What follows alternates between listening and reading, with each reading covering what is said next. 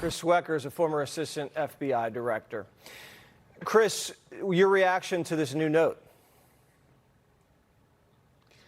I'm skeptical, Jesse. I mean, I think but on the other hand, it's as good a time as any to kind of put this case back in the public eye to the media and see if we can't shake loose some leads, because as I think the entire nation knows, the investigation is dead-ended right now.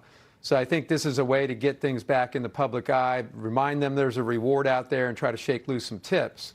But I'm highly skeptical because I've seen 5 different versions from 5 different media outlets on what was contained in the second ransom note, and I just don't think there's enough information there to say that's a credible note. It is a reasonable explanation that she was kidnapped, she accidentally perished, and then she was buried in the desert. Does that at least ring true?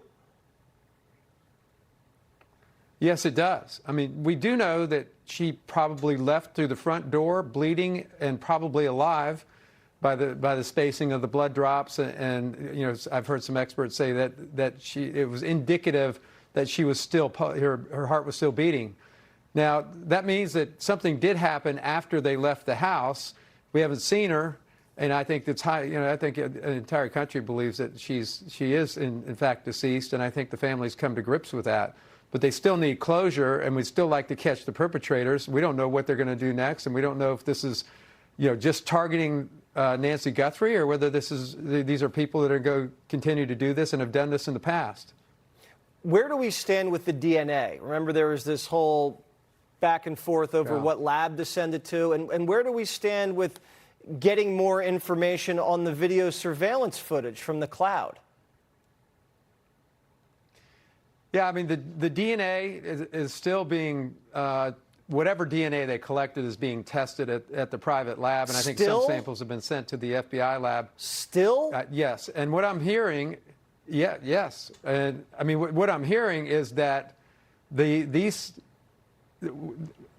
samples that came out of the house, nobody can really tie them to the kidnappers or the perpetrators here. These could have been people that visited Nancy. It's highly unlikely that the perpetrator, who was wearing gloves, actually left any DNA inside their house or anywhere to be collected. So I think a lot of DNA has been collected, and a lot of DNA you know, has been sent to the various labs, and I think they prioritized that DNA.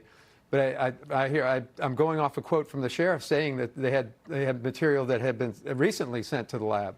All right, and nothing new on the video? We were told that they were able to get some stuff, but they never really came up with anything else.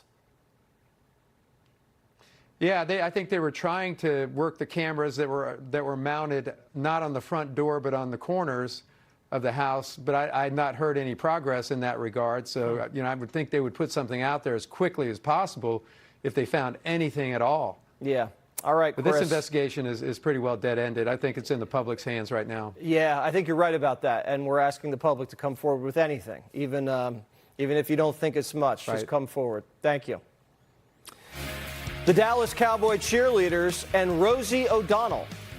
Plus, happy TDS Tuesday. Be sure to like and subscribe for all the Fox News latest on YouTube, and catch full shows streaming now on Fox One.